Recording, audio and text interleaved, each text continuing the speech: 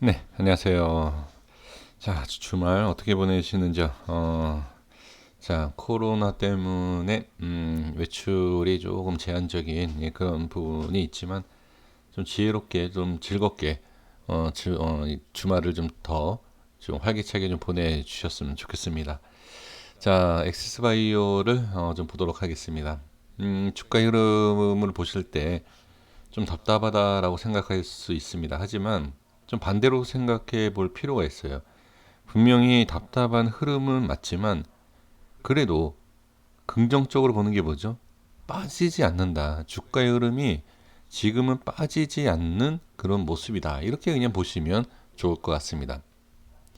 지금 시간에 0.31%좀 빠진 상태이고요. 그 다음에 이 수급에 봤을 때 지금 좀 자세히 보겠습니다.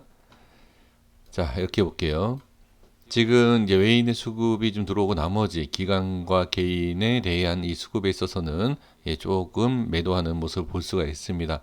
지금 거래량에 대한 부분이 저는 어느 정도 이렇게 조절이 되고 있다라고 보여지는데 이게 여기에서 우리가 주의해야 될 것과 확인을 해야 되는 그러한 모습을 봐야 된다라고 하면 지금 이 횡보 약간 횡보는 하고 있지만 자리는 잘 잡아주고 있는 부분이 이따가 차트를 보면서 말씀을 드리겠지만 이런 흐름과 이런 상황에서 거래량이 터지기 시작하는 그 방향과 그 다음에 그 가격대 그것은 반드시 잘 체크를 하셔야 돼요.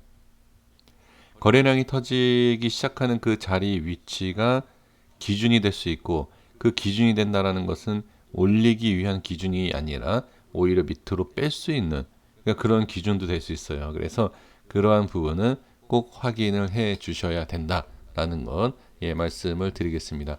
그 이유가 거래량을 좀 보세요. 이 과거의 거래량과 최근의 거래량이 이렇게 있지 않습니까? 이런 모습에서는 지금 어느 정도 큰 물량은 빠져나간 것으로도 볼 수 있다. 그러니까 이게 뭐 세력이 나갔다 그런 개념이 아니에요. 세력이다라고 하는 것이 이렇게 눈에 확 보이게 이렇게 나가는 게 꼭 세력이다라고는 볼 수 없습니다. 그러니까 확실하게 어떤 것이 이렇다라고 얘기할 수 있는 건 없어요. 그냥 우리가 그 위치와 수급이 터졌을 때의 그 위치를 그냥 잘 보면서 대응을 해 주시면 좋을 것 같습니다.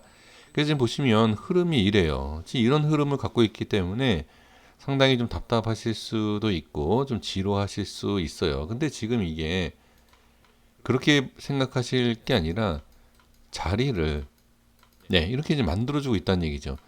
이런 상황에서 빨리 하락이든 상승이든 나와서 결론이 나오기를 기다리시는 분들이 계실 거라고 생각이 듭니다.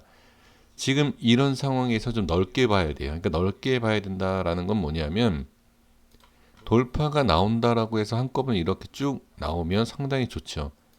근데 그렇지 않고 조금씩 이것처럼 이 부분처럼 올라갔다가 이렇게 빠질 수도 있고 빠졌다가 올라갈 수도 있고 이런 상황에서는 제가 꼭 설정했다라는 이런 라인대 그쵸 이렇게 이 라인대를 꼭 보셔라는 아니지만 지금 움직임 파동이 보면 이래요. 그러니까 이런 상황에서 여기까지 가는 것도 그냥 편하게 지켜볼 수 있어야 되고요. 이렇게 빠진다라고 해도 그냥 편하게 지켜봐야 된다라는 거죠.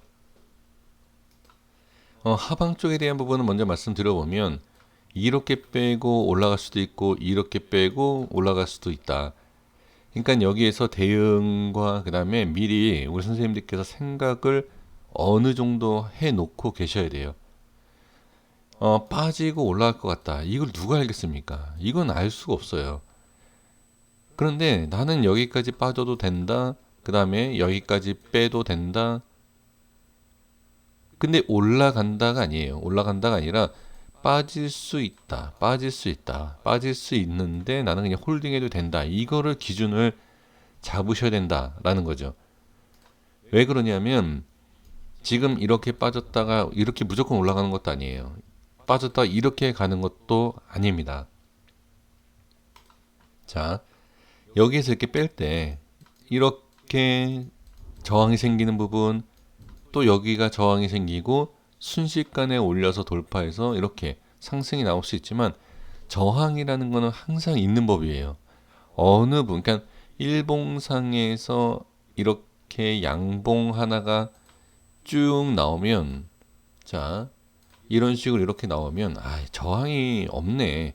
라고 하지만, 분봉상에서 확인을 해보면, 우리가 장중에 대응하기가 힘든 게 뭐냐면, 저항과 지지 라인대, 그 라인대에서 이렇게 변동성이 상당히 크다는 얘기죠. 거기에서 우리가 대응하기가 쉽지 않은 모습들이 많이 나와요. 그러니까 그러한 부분을 우리가 미리 알아내면서 어떻게 거기에 대한 대응을 좀 해야 된다는 거죠.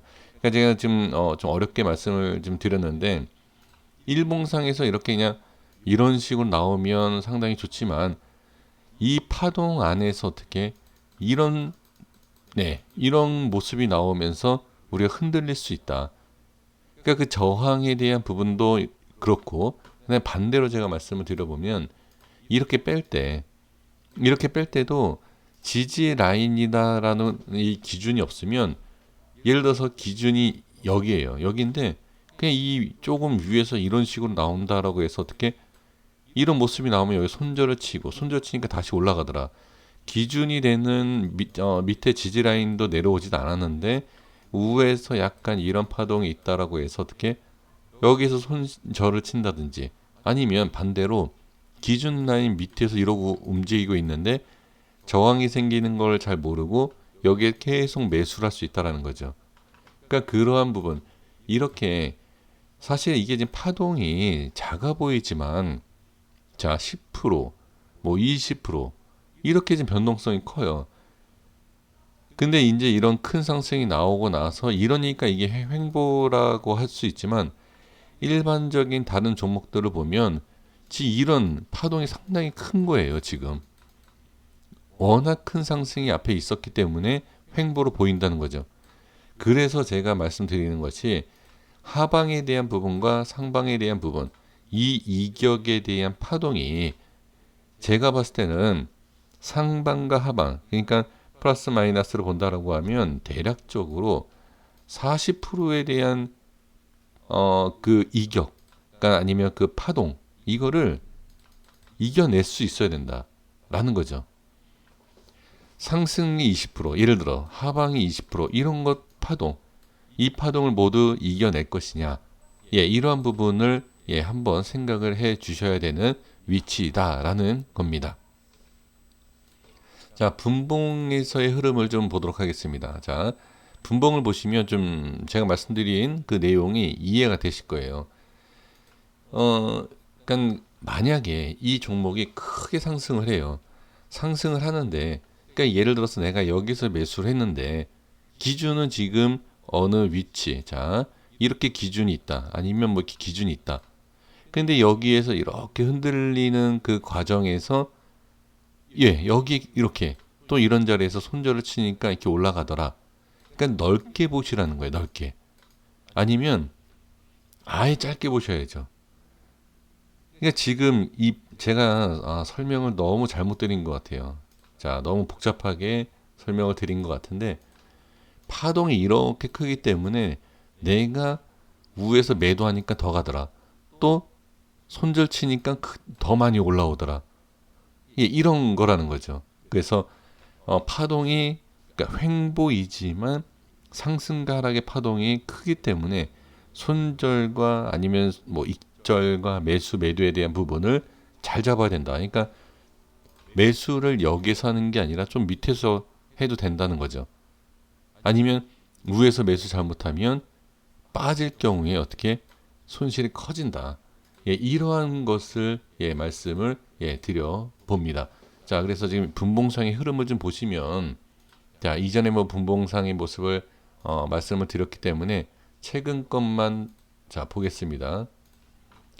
자, 최근에 제가 이제 기준을 잡아드렸던 그러니까 이 기준이 중요한 게 아니고 그냥 흐름을 보시면 돼요. 이렇게 밀었다가 올라가고 올라간 다음에 이 위에서 이런 흐름이 있는데 이런 흐름에 있어서 어떻게 갭으로 빼더라. 갭으로 빼는데 갭으로 빼고 나서 밑에서 이렇게 움직이고 그 다음 박스를 이렇게 움직이고 그 다음에 또 이렇게 안착을 해주는 모습이더라. 이게 지금 전체적인, 자, 여기 좀 볼게요. 자, 이게 10%예요. 위로는 7%, 8% 이런 식으로. 그러니까 이게 별게 아니다라고 할 수 있지만, 지금 횡보처럼 볼 수 있지만, 분봉상의 이런 움직임을 보면 조금만 위에서 잡아도 손실이 커지고, 그쵸? 그 다음에 내가 손절을 치니까 또 많이 올라가더라. 그러니까 이러한 파동에 대한 부분을 정확하게 좀 잡아달라라는 예, 그런 말씀을 드리는 겁니다. 자, 그러면 지금의 자 캔들 일봉상의 위치를 좀 말씀만 좀 드려보면서 정리할게요. 지금 모습을 보면 자 5일선에 대한 부분은 아마 많이 보실 거예요. 5일선에 대한 부분 이렇게 이탈하고 올라오는 이런 부분이 있는데 여기에서 우리가 확인을 해야 될 게 뭐냐면 이런 제가 파동을 자꾸 제가 말씀드렸죠. 그러니까 파동을 큰 이게 작은 파동이 아니다. 그리고 자 제가 반복해서 말씀드릴 이유가 있습니다. 위와 아래의 파동이 좀 큰 상태이기 때문에 5일선 매매를 한다라고 해서 5일선 이탈한다. 손절 바로 쳐야지가 아니라 한참 밑에서도 얼마든지 반등이 예, 나올 수 있고 그 다음에 이 5일선에 올라간다라고 해서 여기에서 그냥 익절을 한다가 아니라 얼마든지도 더 올라갈 수 있다. 예, 이러한 부분이죠. 그래서 지금 보시면 일단 5일선에 대한 안착을 한 모습을 예, 볼 수가 있고 그 다음에 지금 21선에 대한 부분을 지지를 하는 예, 이러한 부분도 볼 수 있다. 자, 그러면 지금 흐름에서 어느 정도의 이제 결론적인 내용이 나올 것이고 저는 수급이 터질 수 있는 그런 위치는 분명하다. 그러니까 이런 상승에 있어서 어떻게 상승이든 하락이든 어떤 모양이 나오면서 거래량이 곧 예, 터질 수 있는 예, 그러한 자리이다라는 것을 꼭 어느 정도 대비를 해 주셨으면 좋겠습니다. 이전과 같이 거래량이 이렇게 터지면서 하방으로 빠진 것도 아니고 위로 올라가면서 거래량이 터졌는데 더 올라가는 것도 아니더라. 근데 제가 생각했을 때는 이제 거래량이 나오면서 방향이 잡히는 그런 부분에 있었을 때 이렇게 올렸다가 추가로 올라간다든지 올렸다가 못 올라가고 빠지죠. 그러면 여기 있어서 확실하게 이제는 이렇게 뺐다가 올리고 올렸다 빼는 그리고 횡보하는 모습이 아니고 확실하게 올려준다든지 아니면 확실하게 내리는 그렇게 결론이 날 수 있는 그러한 거래량이 나오지 않을까 예, 저는 그렇게 보여집니다. 그래서 이 흐름과 이러한 패턴으로 봤을 때는 이제 조금 우리가 미리 어느 정도 확인을 해야 되는 그러한 위치 그리고 그것을 우리가 대비를 할 수 있는 예, 그러한 준비가 돼야 된다라고 말씀을 드릴 수 있습니다. 여기까지 하겠습니다. 구독과 좋아요 부탁드리겠습니다. 감사합니다.